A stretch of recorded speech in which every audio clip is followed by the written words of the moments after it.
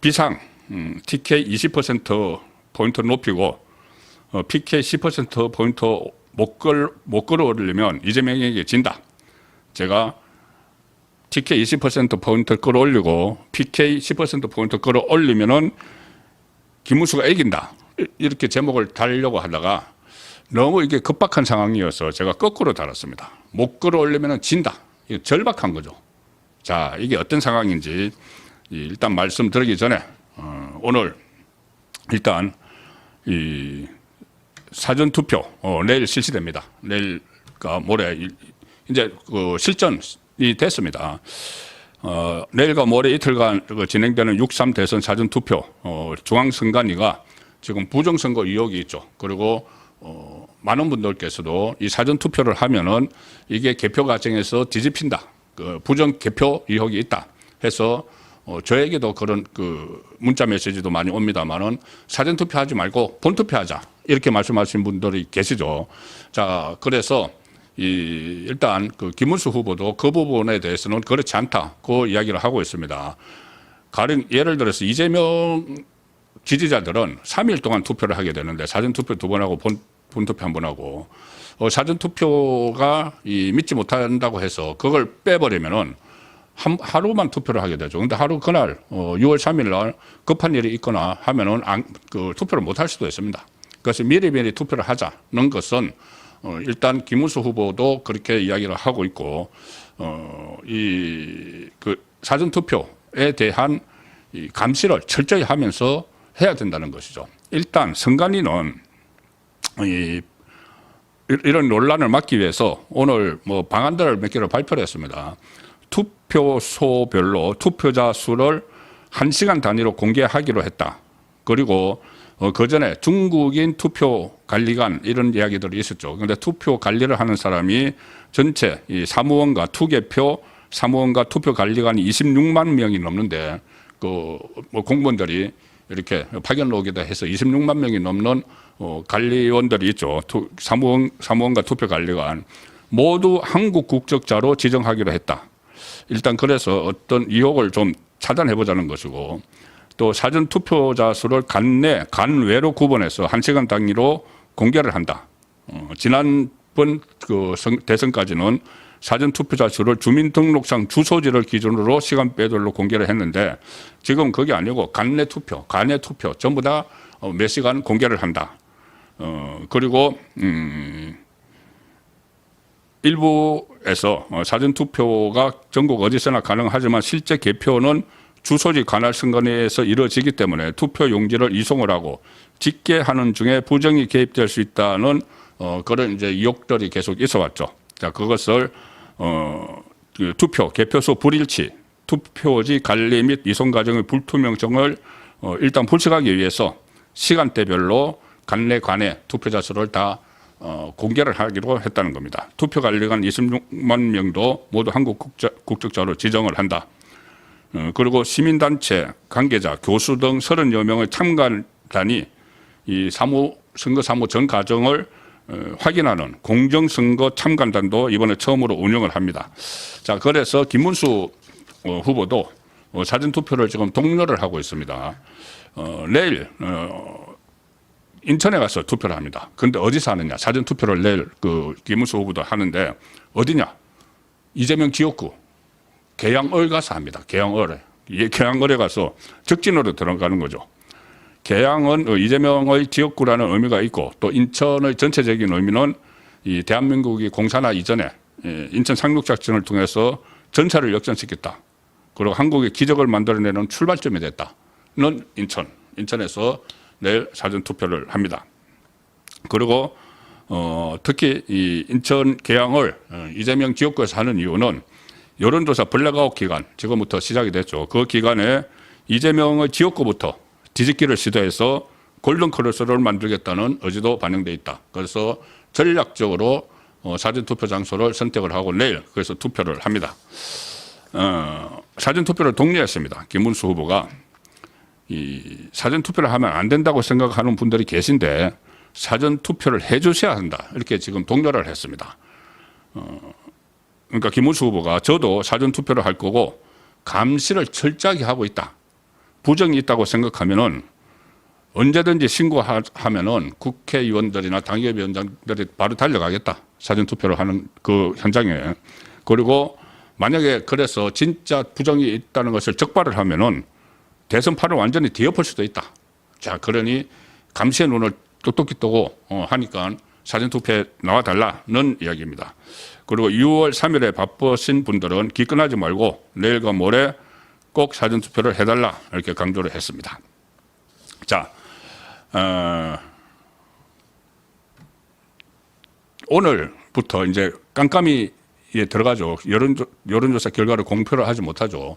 그래서 어제 오늘 여론조사가 막 쏟아졌습니다. 이 쏟아진 것을 보면은 좀 상당히 혼란스러웠을 겁니다. 오늘 이렇게 기사를 계속 보신 분들은 뭐냐 하면은 가령 갤럽 같은 경우는 이제 마지막 그 공표하는 여론조사에서 이재명이 49%, 김문수 후보 36%, 이준석 후보 9%에서 13%포인트가 차이가 났습니다. 여전히. 그런데 오늘 여론조사 공정에서 조사를 한 것은 이재명 43.6, 김문수 42.7, 사실상 거의 차이가 없이 나옵니다. 오차범위안에. 자, 그래서 이것은 제가 계속 설명드렸다시피 전화면접원 조사, 갤럽, 그리고 ARS 조사, 여론조사 공정, 이런 그 조사 기법의 차이이기도 하고, 특히 이 전화면접원 조사도 계속 좁혀지고 있지만 지금 깜깜이 들어가는 시점에 여전히 10%포인트 차이가 난다. 이런 조사가 나왔고, ARS 조사에서는 일제히 이 오차범위 안에 들어갔다는 그 조사가 나왔죠. 자, 그런데 제가 오늘 낮에 설명을 드렸다시피 정말 신뢰를 할 수 있는 여론조사가 하나 나왔습니다. 뭐냐면은 갤럽이든 많이 들어보시는 리얼미터든 여론조사 공정이든 NBS든 이런 조사들은 뭐 전화면접원 조사와 ARS 조사 차이가 있지만은 항상 샘플을 보면은 한 1000명이죠. 1000명을 대상으로 실시를 합니다. 그래서 사실 1000명을 대상으로 실시를 해서 어떤 뭐 이 대구 경북의 판세가 흔들렸다. 부산 경남이 판세가 흔들렸다. 뭐 연령대별로 60대층이 더 많아졌다. 이렇게 하는 것이 어떻게 보면은 물론 추세는 읽을 수 있지만은 그 1000명 중에서 대구 경북 그러면 한 100명도 샘플이 채 안 잡힙니다. 그런데 100명에서 예를 들어서 한 명이 움직이면은 1%가 움직이는 거죠. 사실상 2%가 움직이는 거죠. 이재명을 지지한다고 응답했다가 그 다음 주에 김문수 후보를 지지한다고 한 사람이 이렇게 바꾸면은 100명이니까 사실상 2%가 이렇게 바뀌는 겁니다. 그렇다고 해서 1000명을 대상으로 한 여론조사가 신뢰성이 없다는 말씀은 아니고 추세는 분명히 읽을 수 있죠. 그런데 아무래도 샘플이 많으면은 이 오차 범위가 줄어들죠. 오차 범위가 확 줄어듭니다. 자, 그래서 오늘 그 조사가 나왔습니다. 가장 이 샘플이 많다. 6,000명을 대상으로 한 조사가 나왔습니다. 6,000명. 보통 1,000명인데 일반 여론조사보다 샘플 수가 6배가 많죠. 이 조사가 바로 이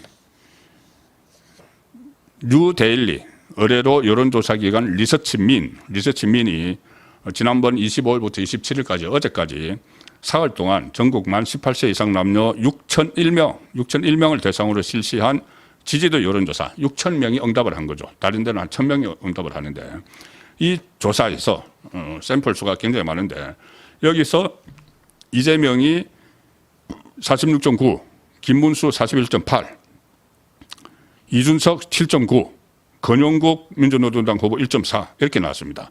그러니 이 3자 대결, 사실상 권용국 제외하고 3자 대결에서 이재명 대 김문수의 이 격차가 5.1%포인트까지 좁혀졌다. 자, 깜깜이에 들어간 이 시점에 6,000명을 대상으로 한 조사에서는 5.1%포인트까지 떨어졌다. 좁혀졌다. 자, 그런데 여기서 제가 말씀드리지만은 5.1%포인트는 숨어 있을 수가 있습니다. 이 격차가. 뭐냐면은 이른바 사이보수죠. 사이보수.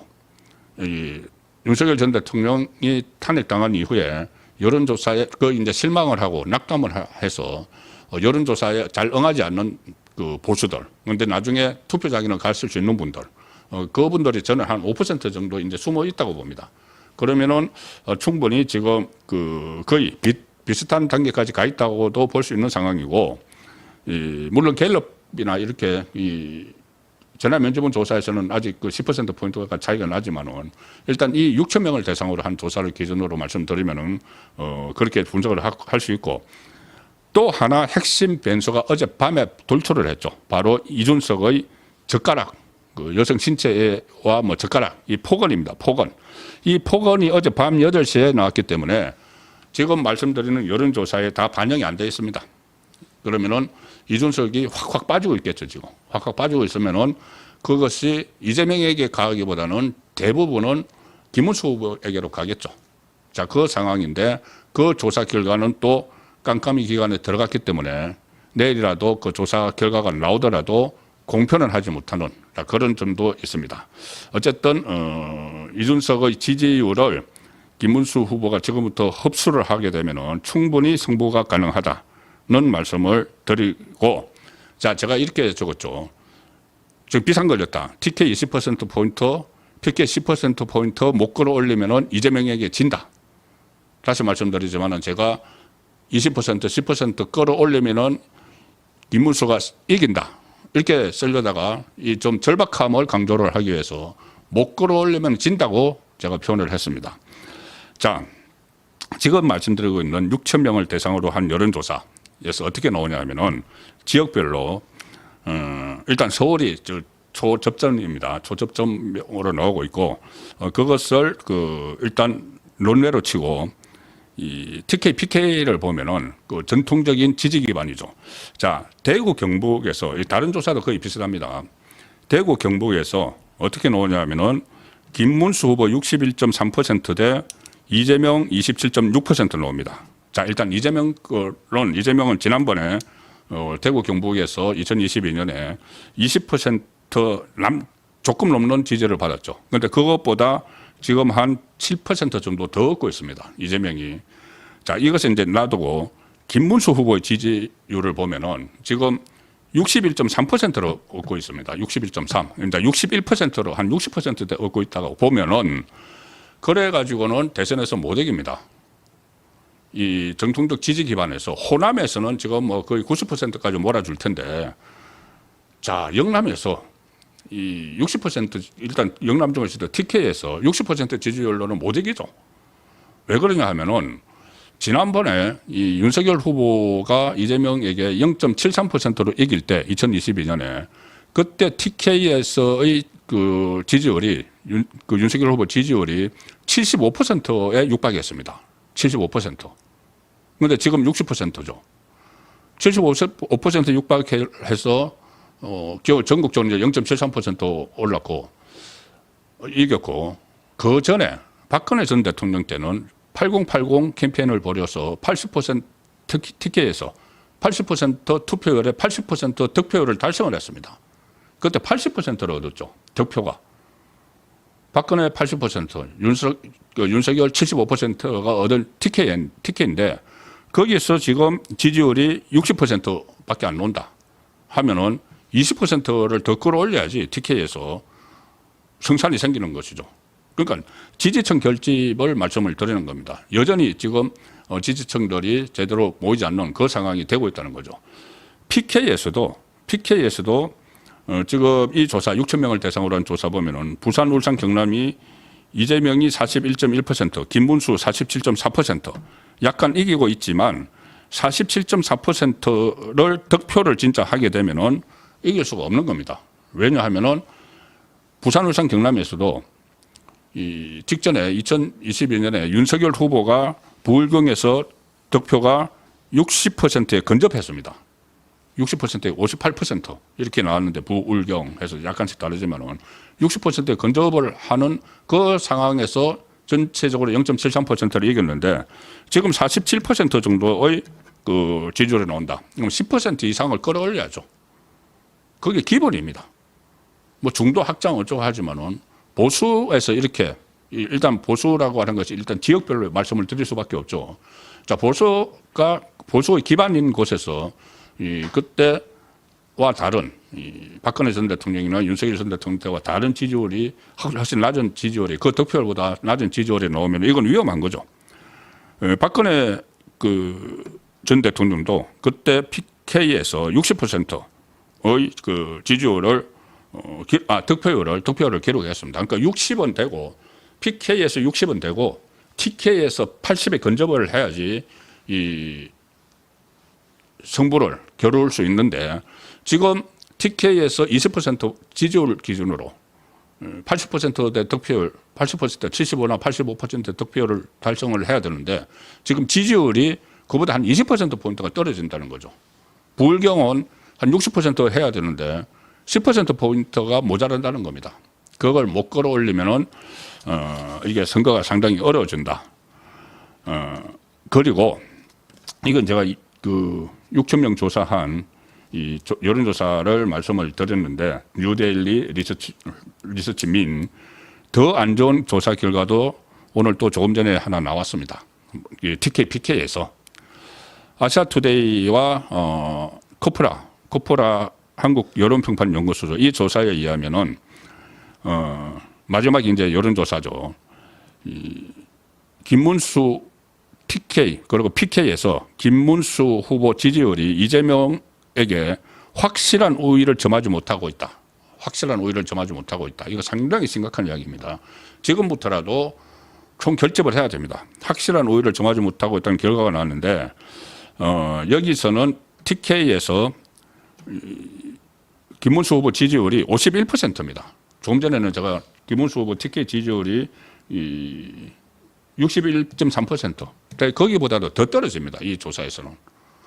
이 ARS 조사에서 계속 김문수 후보에게 긍정적인 결과가 나왔는데 TK에서 상당히 떨어지고 있는 이 상황이고 PK에서도 PK 지지율도 48%. 조금 전에 그 조사 PK 47% 비슷하네요. 48% 정도 나와가지고는 못 이깁니다.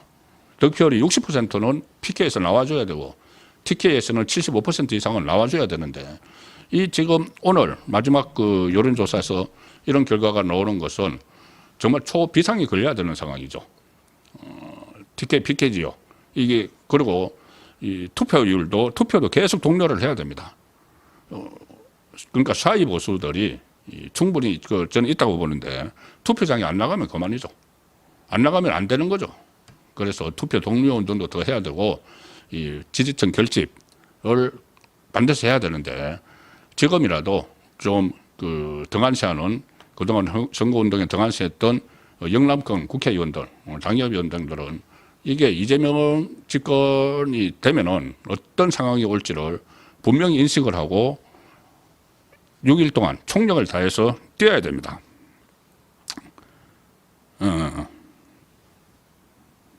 자, 이런 상황이죠. 이 두 후보의 지역별 지지도에서 김문수, 이재명 지지도에서 수도권에서 이재명과 김문수가 오차범위내 접전 양상을 벌이고 있다. 서울에서도 그렇게 하죠. 오차범위내에서 접전을 벌이고 있으면은 이 상황이라면은 TK와 PK에서 김문수 후보가 확실한 우위를 점하지 못하면 전반적으로 전국적으로 열세가 되는 거죠. 여기서부터 확실한 우위를 점하고 나서 수도권, 중원 또 충청권 중원에 나가서 겨뤄야 되는데 아군 진지가 튼튼하지 못한 이런 상황이 선거 D-6일까지 나타나고 있다. 이것이 지금 그 급선무입니다. 뭐 보통 과거에 뭐 집토끼, 산토끼 이야기하는데 어떻게 유권자를 토끼에 비유하느냐. 그래서 그런 말은 요즘은 잘 쓰지 않죠. 어쨌든 울타리를 튼튼하게 쳐놓고 그 다음에 외부의 이 표를 잠식하러 들어가야 되는데 지금 울타리가 조금 느슨하다 이런 분석이 나오고 있는 겁니다. 그리고 투표 의향별 지지도에서 반드시 투표하겠다 이렇게 응답한 사람들이 그 이재명 후보 지지율이 김문수 후보 지지율보다 그 11%포인트 차로 크게 높았다. 이건 무슨 말이냐면은 보수 중심의 김문수 후보 지지층의 투표 의지가 상대적으로 약하다. 그러니까 결집력도 좀 약하다는 것을 나타내는 겁니다.